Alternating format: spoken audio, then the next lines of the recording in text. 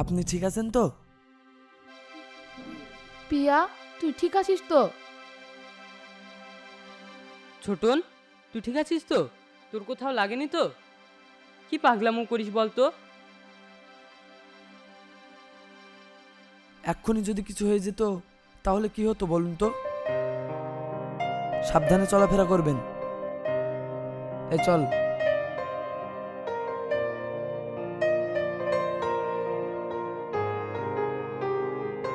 কিরে পিয়া, ছেলেটা তোকে বাঁচালো, একটা ধন্যবাদ তো দিলি না?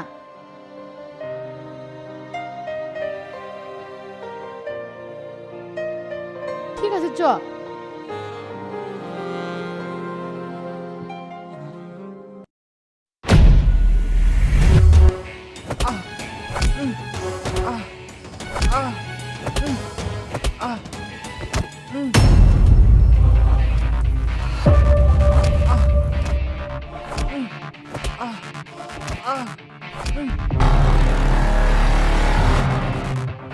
থাম।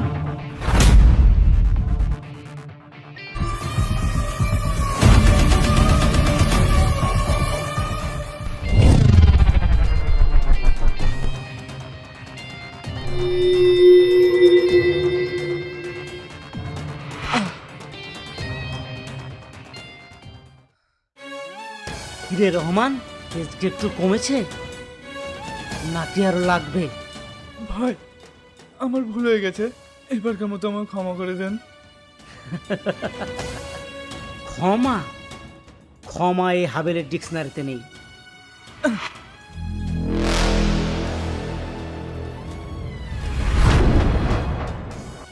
বল, আমার টাকা কবে দিবি? ভাই, খোদার কসম কেটে বলছি, সামনের মাসে আপনার সব টাকা শোধ করে দেবো। বাহ, ধর্মের কথা তো তুই ভালোই বলতে পারিস। ভালো করে শুনে রাখ, এই হাবেলের কথা যে খিলাপ করে তার কোনো ছাড় নেই।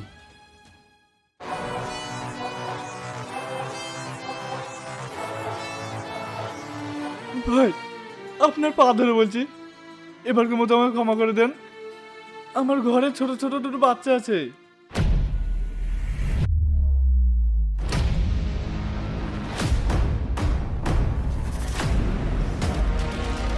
সাইফুল, বলুন বস। ও তো খুব বকছে রে।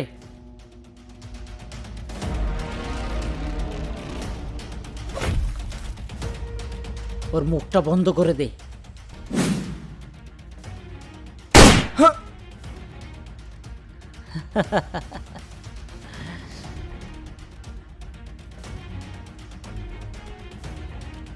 যা,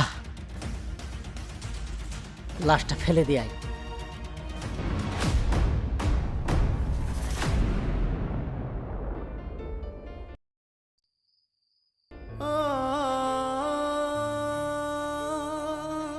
কিরে পিয়া, এখানে একা একা দাঁড়িয়ে আছিস? কিরে পিয়া? কি হয়েছে রে সবা? কি বাবা, ভয় দেখাচ্ছিস কেন? ভয় আমি দেখালাম নাকি তুই কোনো ভূত দেখছিস? সেই তখন থেকে ডাকছি, খেয়াল আছে? না মানে, খেয়াল করিনি। কি রে, মনটাকে ওই গ্যারেজের মেকানিক ছেলের কাছে ফেলে এলি নাকি? ধুর, কি যাতা বলিস। আমি যা তা বলছি, সারাদিন ধরে তো তুই ওই এক ধানে পড়ে আছিস। জানিস সবা, ওর চোখের মধ্যে এক অন্যরকম টান আছে। ও যখন আজ আমাকে বাঁচিয়েছিল না, আমার মনে হয়েছিল পৃথিবীর সবচেয়ে নিরাপদ জায়গায় আছে। পিয়া, একটু বাস্তবে ফির। তুই কার মেয়ে সেটা ভুলে যাস না। হাবেল সাহেবের একমাত্র মেয়ে তুই। তাতে কি হয়েছে? তোর বাবা জানতে পারলে ওই ছেলের জ্যান্ত চামড়া তুলে ফেলবে। তুই তোর বাবাকে চিনিস না? চিনি রে শোভা, খুব ভালো করে চিনি। কিন্তু কি করব বল, মন তো আর বাবার ভয় পায় না।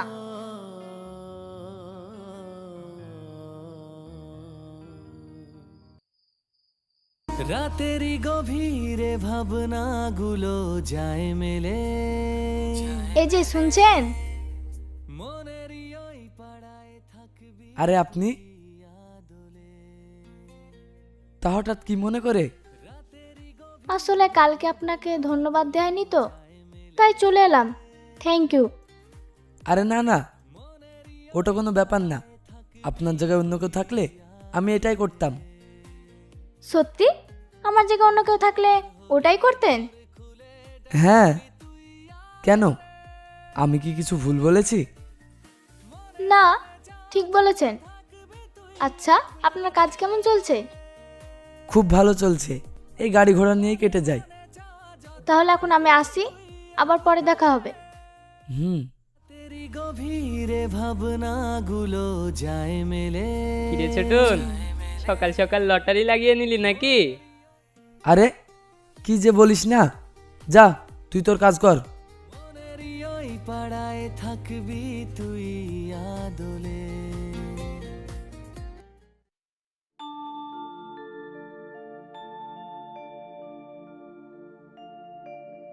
প্রিয়া, কিছু বলবে আব্বু? এখানে এসো।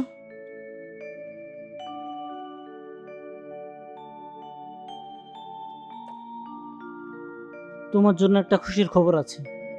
তা কি খুশির খবর শুনি? আমি তোমার জন্য বিয়ের কথা পাকা করে ফেলেছি। আমার বিয়ে? কার সাথে? আমারই এক বন্ধু ছেলের সাথে, খুব ভালো ছেলে। পড়াশোনা শেষ করে বিদেশ থেকে বাড়ি ফিরেছে। কিন্তু আব্বু, আমি এখন বিয়ে করতে চাই না, পড়াশোনা করতে চাই। অনেক পড়াশোনা হয়েছে, অত পড়াশোনা করে কোনো লাভ নেই। আব্বু প্লিজ, বোঝার চেষ্টা করো। আমি এই বিয়ে করতে পারবো না। প্রিয়া, তুমি ভুলে যেও না কার সঙ্গে বসে কথা বলছো। হাবেলের সিদ্ধান্ত কখনো বদলায় না। আমি যেটা বলছি সেটাই শেষ কথা। জেটটাই তোমার কাছে বড় হয়ে গেল, আমার ইচ্ছের কোনো মূল্য নেই তোমার কাছে। আমি দ্বিতীয়বার আর কোনো কথা শুনতে চাই না। তুমি রেডি থেকো, ব্যাস।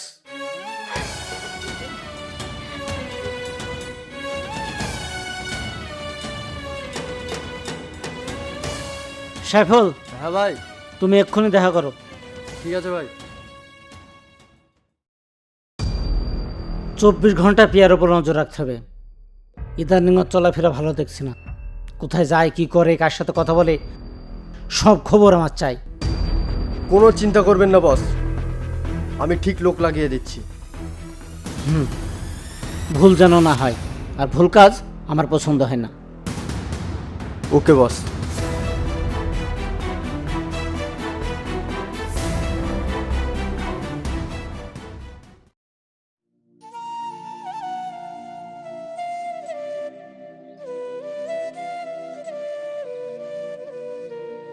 প্রিয়া, কি ব্যাপার, এইভাবে ডাকলে কেন? কি হয়েছে, মন খারাপ কেন? ছোটন, আব্বু আমার বিয়ে ঠিক করে ফেলেছে। বিয়ে? সে তো খুব ভালো কথা। না, আমি অন্য কাউকে বিয়ে করতে পারবো না, কারণ আমি তোমাকে ভালোবেসে ফেলেছি। প্রিয়া, তুমি এসব কি বলছো? তোমার মাথা ঠিক আছে তো? তুমি হচ্ছে বড় লোকের মেয়ে, আর আমি সামান্য একটা গ্যারেজ মেকানিক। আমি ওসব কিছু জানি না, আমি শুধু তোমাকে জানি। বোঝার চেষ্টা করো প্রিয়া, তোমার বাবা জানতে পারলে আমাকে আস্ত রাখবে না, জ্যান্ত কবর দেবে। আর তাছাড়া আমরা কোনোদিন এক হতেও পারবো না। তুমি যদি আমাকে ভালো না বাসো, আমি মরে যাব, তবু অন্য কারো হবো না।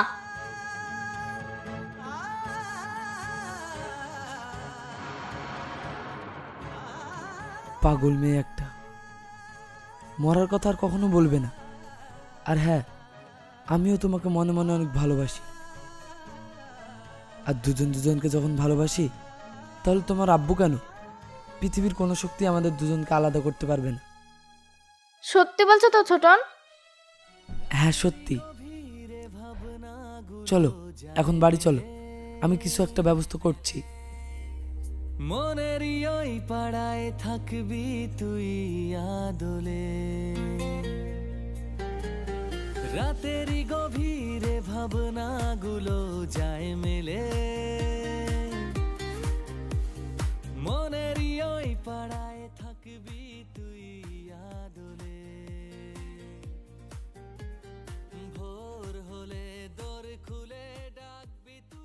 ছোটন,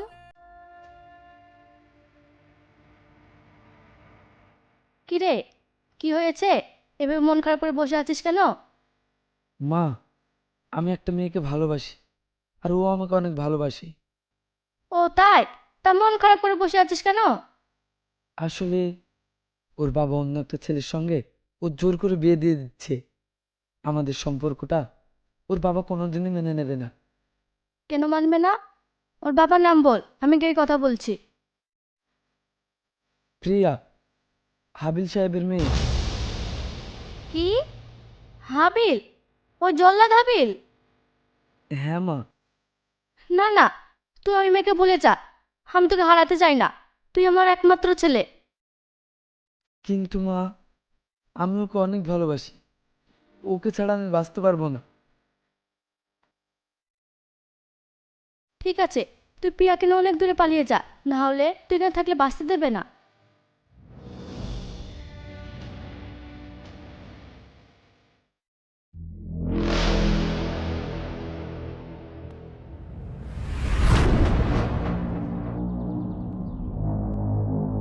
বস, একটা বড় খবর আছে। এত হাঁপাচ্ছিস কেন? কি খবর বল। প্রিয়া দিদিকে একটা ছেলের সঙ্গে ঘুরতে দেখলাম। কি? ছেলেটার নাম কি? ওই আশিকের গ্যারেজে মেকানিক, নাম ছোটন। কি? মেকানিক?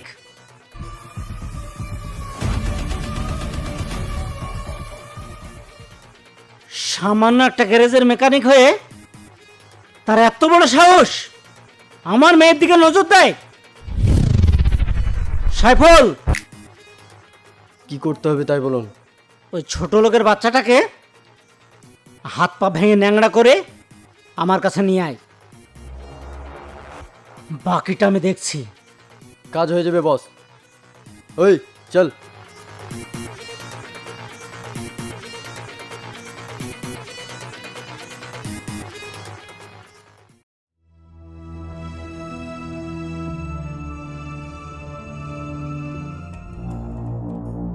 এই ছোটন কোথায়?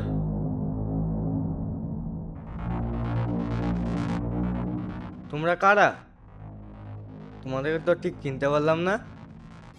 অত চিনে লাভ নেই, যেটা বলছি সেটার উত্তর দে। ছোট নাচ কাজে আসেনি। ঠিক আছে, এই চল।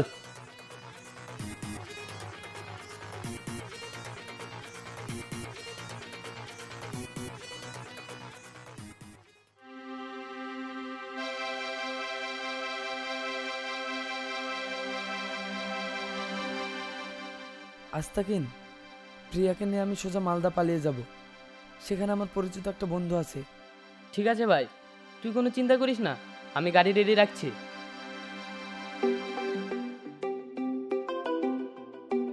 এই নে, আশিক ভাই ফোন করেছে। হ্যালো, হ্যাঁ ভাই বলো। বলছি কোথায় আছি? এই তো আমি বাড়িতে আছি। বাড়িতে বেশিক্ষণ থাকিস না, পিয়ার বাপ খোঁজাখুঁজি করছে, তুই ওখান থেকে চলে যা। ঠিক আছে। আস্তাকিন, প্রিয়ার আব্বু মনে হয় আমাদের ব্যাপারে সব জেনে গেছে। ওর লোকজন আমাদেরকে খোঁজাখুঁজি করছে। কি বলছিস? তাহলে তো আমাদের এখানে বেশিক্ষণ থাকাটা ঠিক হবে না, চল।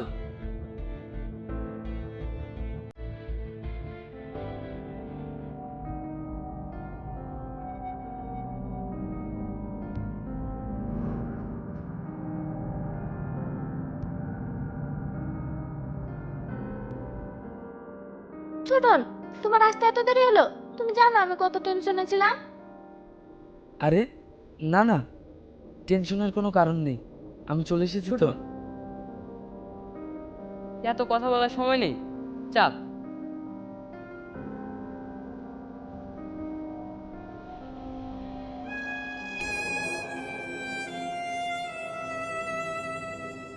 চাপো।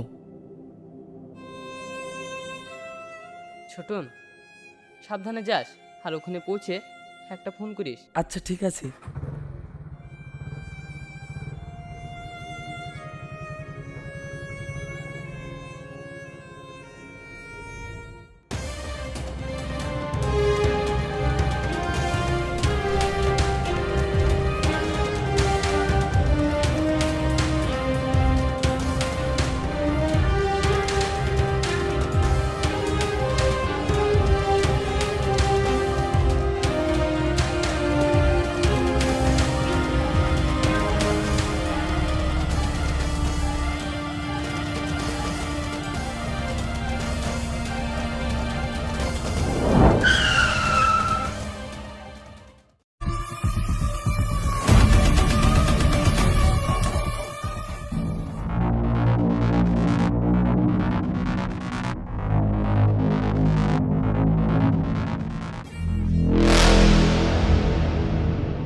তুই কি ভেবেছিস আমার মেয়েকে নিয়ে পালিয়ে যাবি আর আমি বসে বসে আঙুল চুষবো? কখনোই না।